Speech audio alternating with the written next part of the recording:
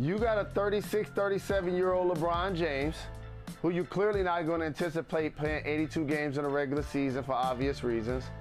You have an Anthony Davis, who's an all-NBA caliber top 10 player, who you're not going to anticipate him playing all 82 games. So that's why you initially bring in Russ. Because despite his age, he's going to be 100 miles and running. And he's going to be giving them some supersized triple-doubles this year. Don't be surprised if he even second in rebounding on their team. And so now you need shooting to go alongside those playmakers, right? And if you notice, each of the guys that they brought in are really good three-point shooters. Carmelo improved his three-point shot as he's progressed in the league. Malik Monk is a young athlete that's going to give you spring and shoot 40. Kendrick Nunn, the same thing he did in Miami. Bazemore and Ellington as well. So you surround those guys, those playmakers with shooting. Now the key though is seeding for the Lakers. Let me make sure I say this. You're going to hear the words load management a lot with their team. They got an old squad. You don't get younger by adding Carmelo Anthony, which means they're not going to be a number 1 or 2 seed in the West. So that don't mean they can't win the championship. I still feel like they're the favorite in the West. But what happens is it just lessens your margin of error. You know, somebody has an issue with COVID, someone has an injury, anything can happen, and now all of a sudden you're playing against the Golden State Warriors in the first round or something like that. So it's going to be interesting to see how they navigate the regular season. But in a 7-game series, if and when they're healthy, favorites to come out of the West. Ever since LeBron left Miami, you and I have said the same thing. They need to surround him with 3 and D players, and they do have a lot of the 3, but not a lot of those players have the D. Like when you look at that list of three-point shooters that they have, Malik Monk has never been called a defensive stopper. Kendrick Nunn is not a defensive stopper. Bazemore is not defensive. Anthony Ellington, none of these players have a defensive reputation. Can they score enough to get themselves out of the West? While it's a volume three-point shooting league, the emphasis is still on offensive players, Jacoby. But when you watch how the Bucks won the championship, it wasn't because they were standing around launching threes. It's still a tall, big man's game. And the key to this is going to be Anthony Davis. And here's the elephant in the room. You can put all of the rosters up there. You can put all of the percentages up there. The Lakers going to need AD to play the 5. That's what they're going to need to do. You can bring in Andre Drummond. You can bring in Dwight Howard. You can bring in Marc Gasol. You can bring in Montrezl Harrell. The elephant took to Twitter to fire back at the critics, and here is what he said. Keep talking about my squad, our personal ages, the way he plays, he stays injured, we're past our prime in this league, etc., etc., etc. Do me one favor, please, and I mean please, keep that same narrative energy when it begins. That's all I ask. Thank you. Jalen, he later deleted this. Why do you think he went with the tweet and delete? LeBron, you know how much I love him. Here's the deal, David Jacoby. So put that tweet back up there if it's okay. So are we allowed to acknowledge that the Lakers have the oldest team on paper in the history of the league? Are we allowed to actually just say that? Is that okay? Are we allowed to point out a fact that Anthony Davis and or LeBron James, likely due to injury or load management, won't play 82 games this year? Is that okay? And last but certainly not least, I'm glad he didn't use the term hating, but that's what is construed by so many people, and you've heard me say this for a decade. This generation uses the term hating incorrectly, okay? Just because I may disagree with you or have a differing opinion than yours, it does not mean that I'm hating. And also, is LeBron playing victim? Hold on. So let me get this right. The favorite, LeBron James, who went to Miami, played with Bosh and Wade, went to Cleveland, played with Kyrie and Love, came to LA and played with AD, and now remade his roster to where he got an MVP like Russ and a scorer Hall of Famer like Melo. So the Lakers the underdog?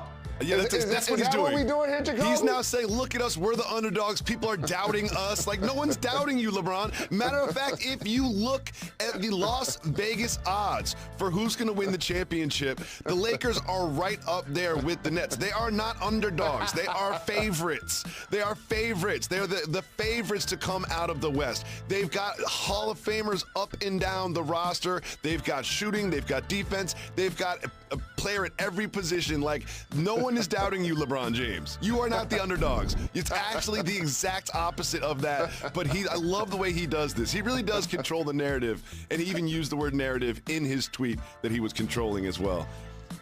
Oh, I love this Lakers team so much. I do have them coming out of the Western Conference. I'm not doubting you, LeBron. You are the favorite to win the conference. No one is doubting you. Steph Curry of the Golden State Warriors signed a 4-year, $215 million Good Lord, deal. That's a lot of money.